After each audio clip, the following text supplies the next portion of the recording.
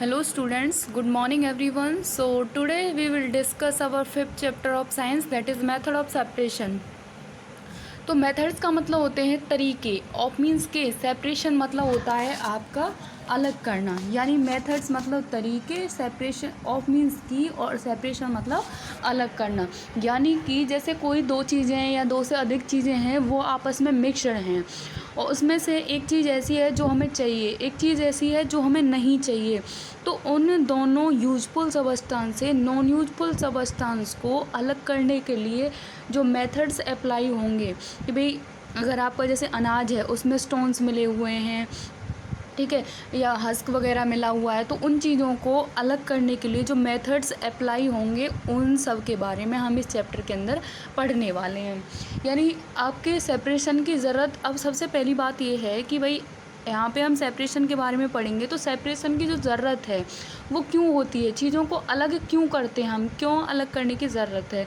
तो वो ये है कि हमें एक चीज़, मैंने अभी भी बात की थी कि भाई एक चीज़ ऐसी होती है जो हमें चाहिए, यानी वो हमारे क्या है, यूज़फुल है, और एक क्या है, वो नॉन यूज़फुल है, यानी वो हमें नहीं चाहिए, मतलब वो उसकी हमें ज़रूरत नहीं है। तो उस यूज़फुल सबस्टांस से नॉन यूज़फुल सबस्टांस को अलग करने के लिए आपको सेपरेशन की ज़रूरत होती है। अब क्या है, जैसे आपका है, आप जैसे चाय बनती है घर में, तो उसमें क्या होता है, जो टी लीव्स होते हैं, जो चाय की पत्ती वगैरह होती है, और चाय बनने के बाद जब आपकी प्रिपेयर टी है उसमें से टी लीव्स को अलग करना ज़रूरी है। तो वहाँ पे भी क्या हुआ, आपका एक मेथड अप्लाई किया हमने, क्या ली, छलनी ली, उसमें से चाय को डाला और फिर जो टी लीव्स थे ऊपर रह जाते हैं और टी आपकी नीचे आ जाती है। ऐसे ही आपका जैसे गेहूँ है, आपका सेकेंड एग्जाम्पल दे रखा है, भाई जो गेहूँ है उसमें स्टोन्स वगैरह होते हैं, हस्क होते हैं, तो उनको अलग करने की ज़रूरत होती है, क्योंकि गेहूँ हमें चाहिए लेकिन स्टोन्स का हम क्या करेंगे, तो वो हमें नहीं चाहिए, तो वो क्या है, हमारे लिए नॉन यूज़फुल। ऐसे ही आपका क्या है, जैसे साल्टी वाटर, सी वाटर होता है, तो सी वाटर क्या है आपको, अब सी वाटर है उसमें बहुत सारा साल्ट है, तो उसमें से हमें क्या चाहिए, केवल नमक चाहिए, वो वाटर नहीं चाहिए। तो क्या है, उस सी वाटर में से साल्ट को अलग करने के लिए भी हम कोई ना कोई मेथड अप्लाई करेंगे।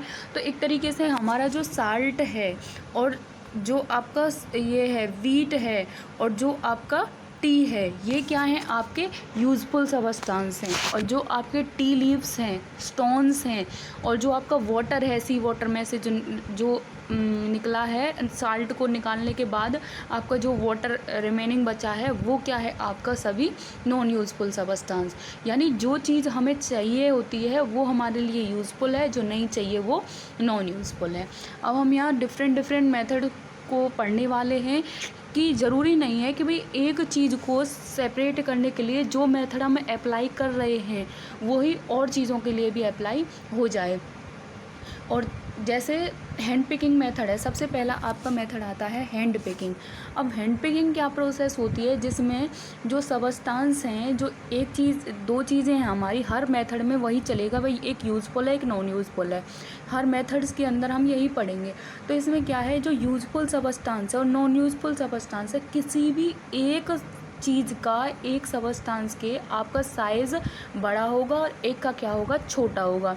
और क्या होगा, इसमें हम जो सबस्टांस हैं, जो यूज़फुल सबस्टांस हैं, उनको नॉन यूज़फुल सबस्टांस से सेपरेट करने के लिए हम किसकी हेल्प लेंगे, हैंड की हेल्प लेंगे, यानी हाथों से चुन चुन के हम क्या करेंगे, उसको अलग निकाल देंगे।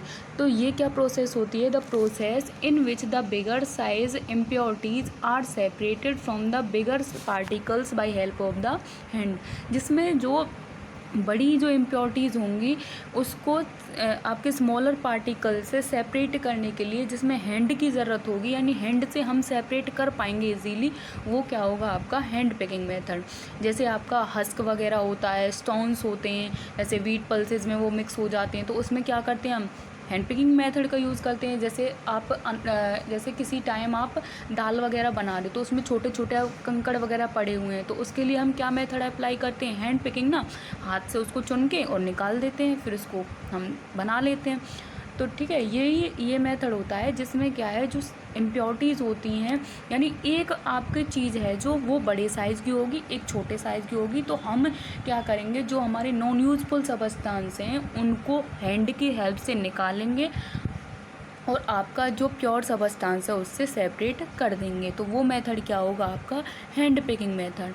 अब क्या है, नोट में क्या दे रखा है इसके में कि नोट क्या है कि इसमें जो आपके सबस्टांस है, जो टोटल आपका अमाउंट ऑफ सबस्टांस होगी वो एक लिटिल अमाउंट में होनी चाहिए।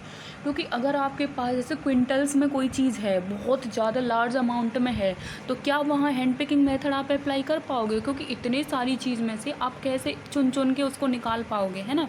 तो इसमें क्या है, आपका जो अमाउंट ऑफ सबस्टांस है, आपका पूरा टोटल आपके पास वो थोड़ा होना चाहिए ताकि आप इजीली उसको निकाल पाओ, ठीक है।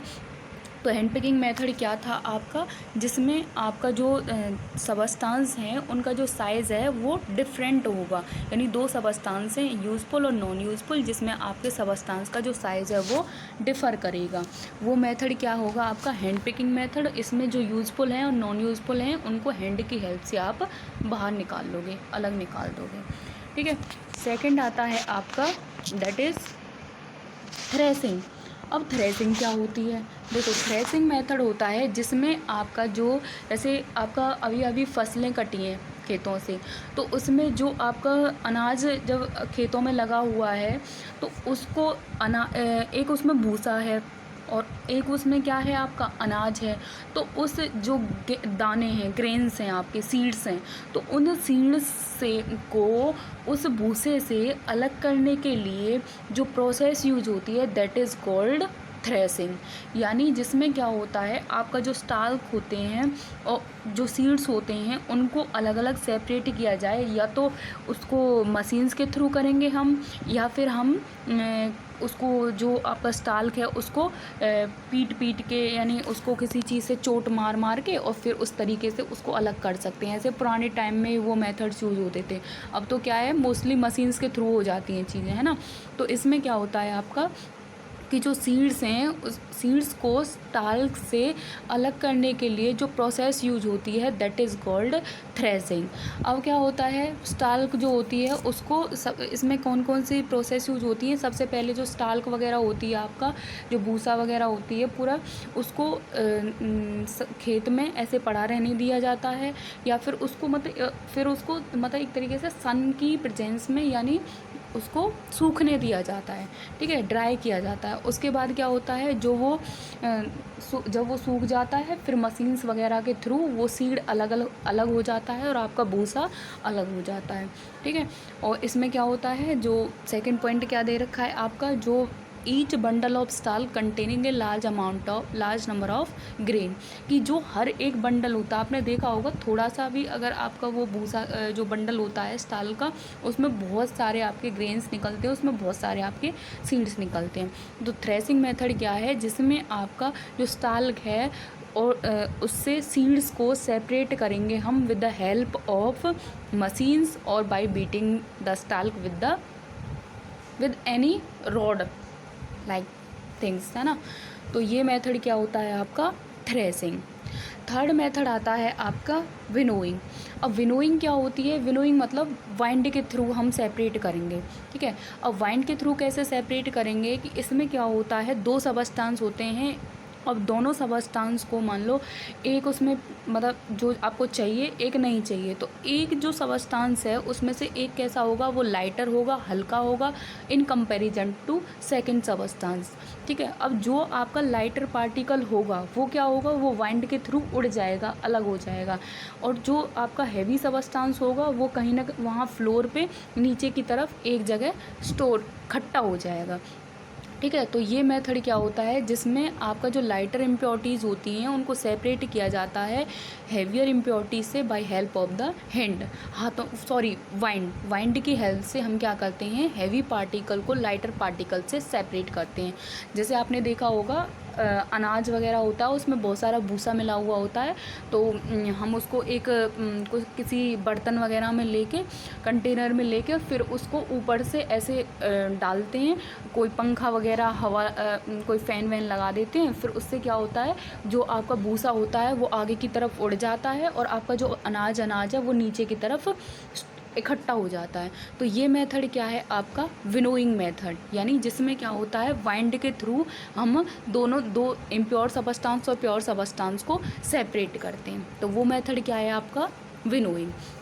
अब इसमें क्या है, इसमें आपके फर्स्ट पॉइंट आता है कि in this method the weight of two substance must be different. जो चीज़ मैंने पहले बताई थी आपको कि इसमें जो सबस्टांस हैं दो, उनमें वेट में डिफरेंस होना ज़रूरी है। यानी एक आपका हल्का होगा और एक आपका हैवी होगा, यानी एक हैवी आपका लाइटर होगा और एक आपका हैवियर होगा। जो लाइटर सबस्टांस होगा वो आपका उड़ जाएगा उसके हवा के थ्रू, और जो हैवी पार्टिकल्स होंगे वो एक जगह पे रह जाएंगे, इकट्ठे हो जाएंगे। सेकंड आता है कि this method is suitable only in presence of wind. अगर आपकी हवा होगी तो ही ये मेथड सक्सेसफुल है, अदरवाइज़ तो नहीं होगा। ठीक है, क्योंकि आपका ये प्रोसेस आपके वाइंड की प्रेजेंस में ही हो सकती है। ठीक है, तो सबसे पहली चीज़ इसमें ये है कि आपका जो सबस्टांस हैं वो आपके वेट में डिफरेंस होना चाहिए दोनों में। दूसरा ये है कि ये जो मेथड है वो केवल वाइंड की प्रेजेंस में ही आपका सक्सेसफुल है। तो विनोइंग क्या है, वाइंड के थ्रू दो सबस्टांस को सेपरेट करना। थ्रेसिंग क्या है आपका, जिसमें आपका मशीन्स वगैरह के थ्रू आपका सीड्स से ग्रेन्स को अलग करना। और फर्स्ट पॉइंट था आपका दैट वाज हैंड पिकिंग, जिसमें हम सबस्टांस को हैंड्स के थ्रू अलग कर रहे थे। और सेकंड वाज आपका थ्रेसिंग। तो हम अभी कितने पॉइंट्स कर चुके हैं आपके, 3 method, that is hand picking, threshing और विनोइंग। इसके बाद वाले जो कुछ मेथड्स हैं उनको हम नेक्स्ट वीडियो में करेंगे, क्योंकि अभी आपसे यही हो पाएगा। आपके 3 मेथड्स हमने पढ़े हैं, हैंड पिकिंग, थ्रेसिंग और विनोइंग। ओके।